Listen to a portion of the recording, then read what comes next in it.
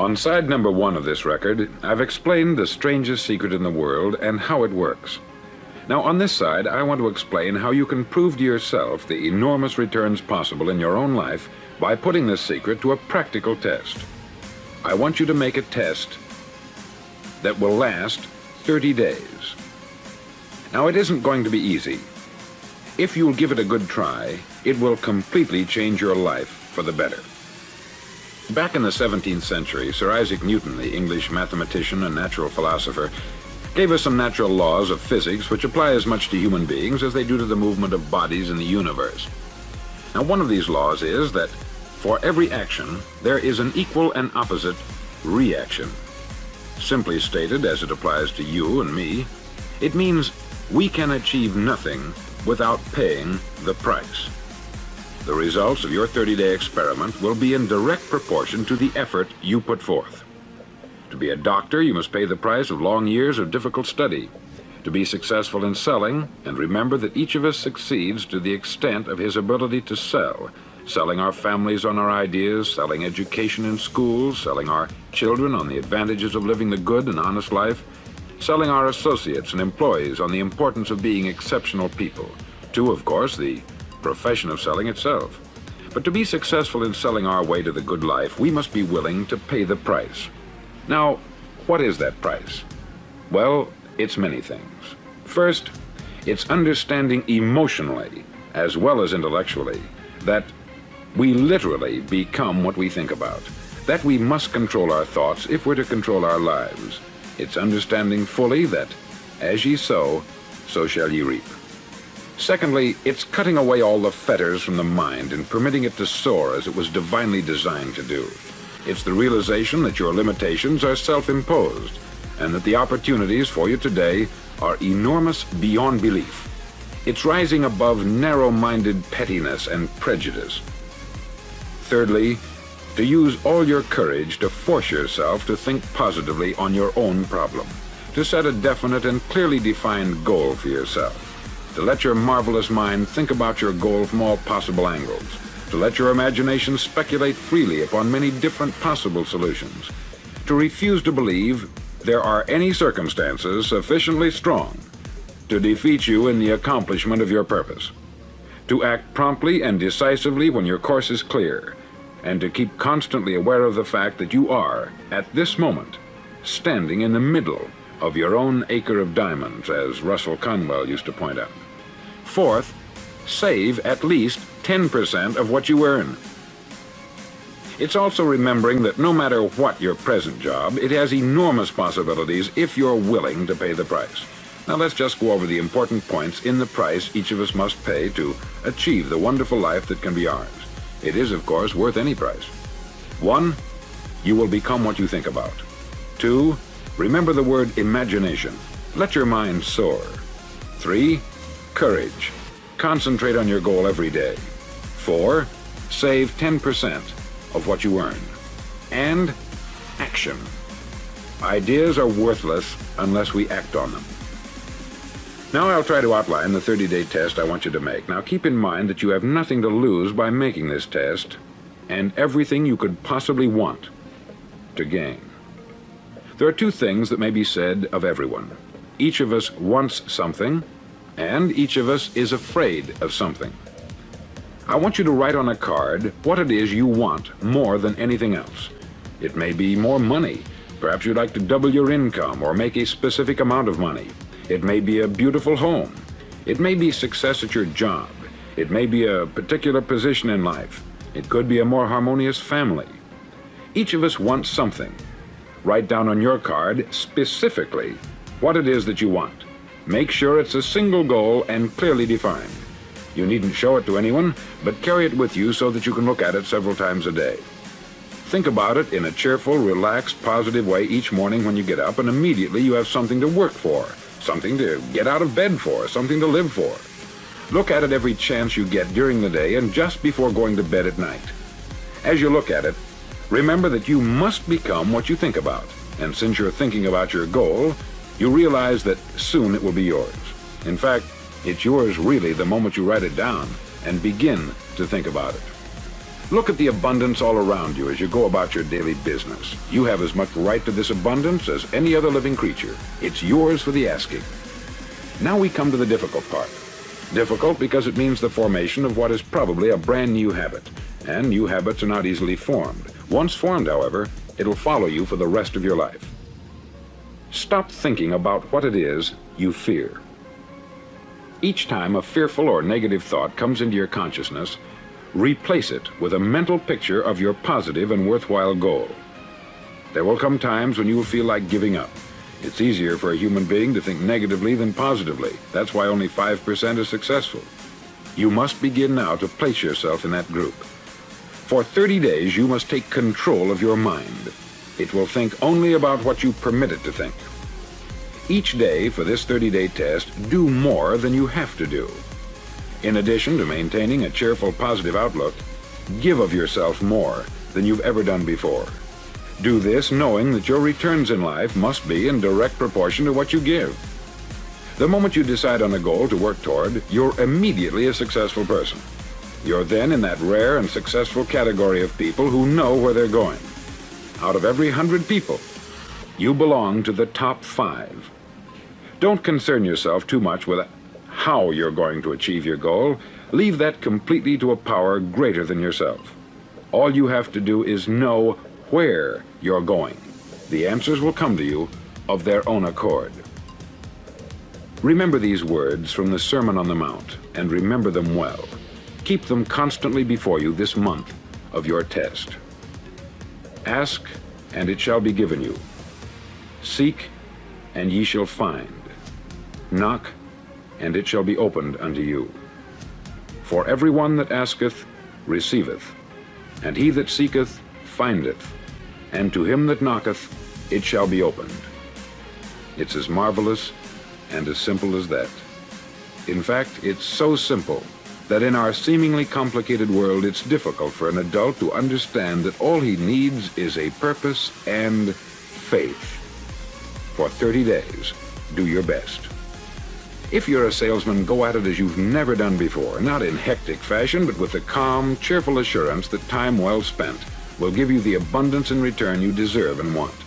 If you're a homemaker, devote your 30-day test to complete giving of yourself without thinking about receiving anything in return, and you will be amazed at the difference it makes in your life. No matter what your job, do it as you've never done it before for 30 days.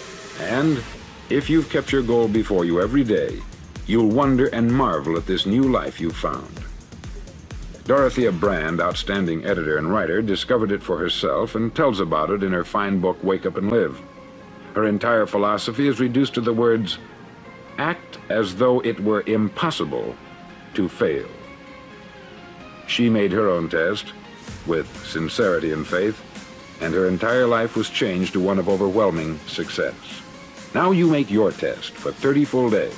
Don't start your test until you've made up your mind to stick with it. You see, by being persistent, you're demonstrating faith. Persistence is simply another word for faith. If you didn't have faith, you would never persist. If you should fail during your first 30 days, by that I mean suddenly find yourself overwhelmed by negative thoughts, you've got to start over again from that point and go 30 more days. Gradually, your new habit will form until you find yourself one of that wonderful minority to whom virtually nothing is impossible. Don't forget the card. It's vitally important as you begin this new way of living. On one side of the card, write your goal, whatever it may be. On the other side, write the words we've quoted from the Sermon on the Mount. Ask, and it shall be given you. Seek, and ye shall find. Knock, and it shall be opened unto you. In your spare time during your test period, read books that will help you. Inspirational books like the Bible, Dorothea Brand's Wake Up and Live, The Magic of Believing by Claude Bristol, Think and Grow Rich by Napoleon Hill, and other books that instruct and inspire. Nothing great was ever accomplished without inspiration. See that during these crucial first 30 days, your own inspiration is kept at a peak. Above all, don't worry. Worry brings fear, and fear is crippling. The only thing that can cause you to worry during your test is trying to do it all yourself. Know that all you have to do is hold your goal before you. Everything else will take care of itself. Remember also to keep calm and cheerful. Calm and cheerful. Don't let petty things annoy you and get you off course. Now, since making this test is difficult, some may say, well, why should I bother? Well, look at the alternative. No one wants to be a failure. No one really wants to be a mediocre individual. No one wants a life constantly filled with worry, fear, and frustration. Therefore, remember that you must reap that which you sow. If you sow negative thoughts, your life will be filled with negative things. If you sow positive thoughts, your life will be cheerful, successful, and positive. Now, gradually, you'll have a tendency to forget what you've heard on this record. Play it often. Keep reminding yourself of what you must do to form this new habit. Gather your whole family about and listen to what's been said here at regular intervals. You know, most men will tell you that they want to make money without understanding the law. The only people who make money work in the mint. The rest of us must earn money. This is what causes those who keep looking for something for nothing or a free ride to fail in life. The only way to earn money is by providing people with services or products which are needed and useful. We exchange our product or service for the other man's money. Therefore, the law is that our financial return will be in direct proportion to our service. Success is not the result of making money. Making money is the result of success. And success is in direct proportion to our service. Most people have this law backwards. They believe that you're successful if you earn a lot of money. The truth is that you can only earn money after you're successful. It's like the story of the man who sat in front of the stove and said to it, "Give me heat, and then I'll add the wood." How many men and women do you know, or do you suppose there are today, who take the same attitude toward life? There are millions. We've got to put the fuel in before we can expect heat. Likewise, we've got to be of service first before we can expect money. Don't concern yourself with the money. Be of service. Build, work, dream, create. Do this, and you'll find there's no limit to the prosperity and abundance that will come to you. Prosperity is founded upon a law of mutual exchange. Any person who contributes to prosperity must prosper in turn himself. Sometimes the return will not come from those you serve, but it must come to you from someplace, for that is the law. For every action, there is an equal and opposite reaction. As you go daily through your 30-day test period, remember that your success will always be measured by the quality and quantity of service you render, and money is a yardstick for measuring this service. No man can get rich himself unless he enriches others. There are no exceptions to a law. You can drive down any street in America and from your car estimate the service that's being rendered by the people living on that street. Had you ever thought of this yardstick before? It's interesting. Some, like ministers and priests and other devoted people, measure their returns in the realm of the spiritual, but again, their returns are equal to their service. Once this law is fully understood, any thinking person can tell his own fortune. If he wants more, he must be of more service to those from whom he receives his return. If he wants less, he has only to reduce this service. This is the price you must pay for what you want. If you believe you can enrich yourself by deluding others, you can only end by deluding yourself. It may take some time, but just as surely as you breathe, you'll get back what you put out. Don't ever make the mistake of thinking you can avert this. It's impossible. The prisons and the streets where the lonely walk are filled with people who tried to make new laws just for themselves. We may avoid the laws of man, but there are greater laws that cannot be broken.